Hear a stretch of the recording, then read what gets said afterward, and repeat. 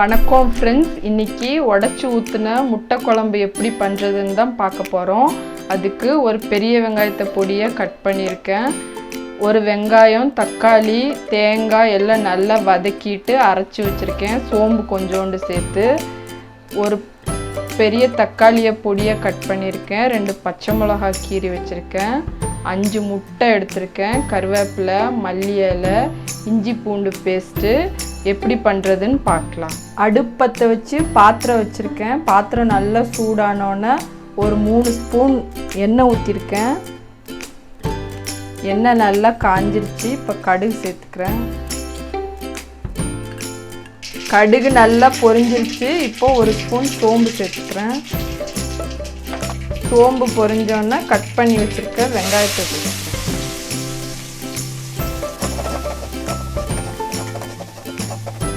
வெங்காயம் நல்லா வதங்கணும். வெங்காயம் நல்லா வதங்கிருச்சு. இப்போ ஒரு ஸ்பூன் இஞ்சி பூண்டு பேஸ்ட் சேர்த்துக்கிறேன். இஞ்சி பூண்டோட பச்சை வாசனை போகிற வரைக்கும் வதக்கணும்.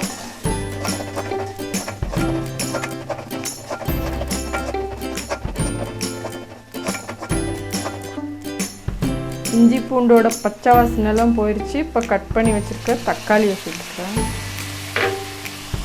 அதோட 2 பச்சை மிளகாய் கீறி வச்சுருக்கேன், அதையும் சேர்த்துக்கிறேன்.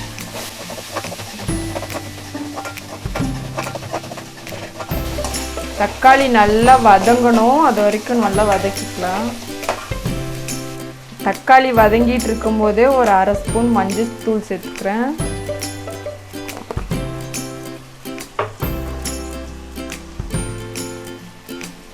கருவேப்பிலை சேர்த்துக்கிறேன்.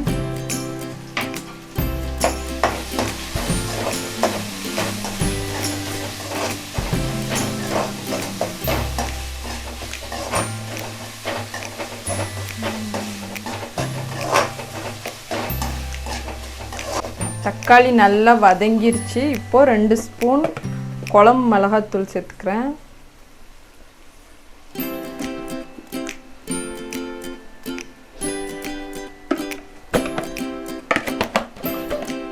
ஒரு 1/2 ஸ்பூன் தனி மிளகாத்தூள் சேர்த்துக்கிறேன். போட்டுட்டு சிம்மில் வச்சு நல்லா வதக்கணும்.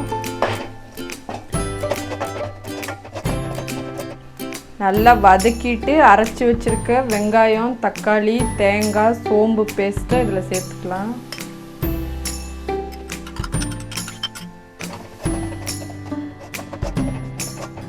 இது ஏற்கனவே வதக்கி அரைச்சது தான், அதனால ஒரு 2 நிமிஷம் வதக்கினா போதும்.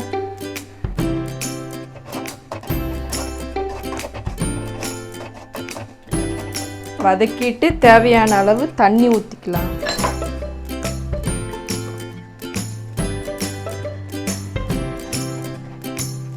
இந்த குழம்பு கொஞ்சம் திக்காக இருந்தால் தான் நல்லாயிருக்கும், அதனால கம்மியான தண்ணியை ஊற்றிக்கோங்க.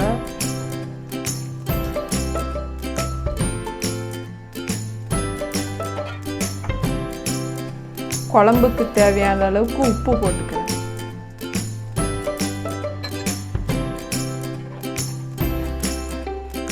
மூடி வச்சு நல்லா கொதிக்க விடணும். கொதிச்சோன்னா என்ன பண்ணுறதுன்னு பார்க்கலாம். 5 நிமிஷம் நல்லா கொதிச்சிருச்சு.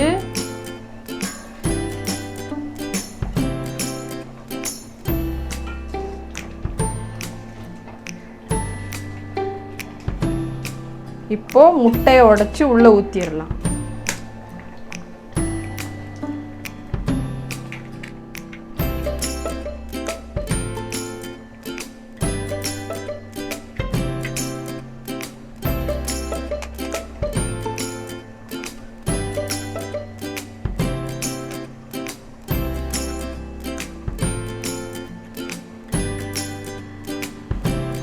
முட்டையை உடச்சி ஊற்றினோன்னே கிளறக்கூடாது. ஒரு சிம்மில் வச்சு ஒரு 10 நிமிஷம் மூடி வச்சிடலாம்.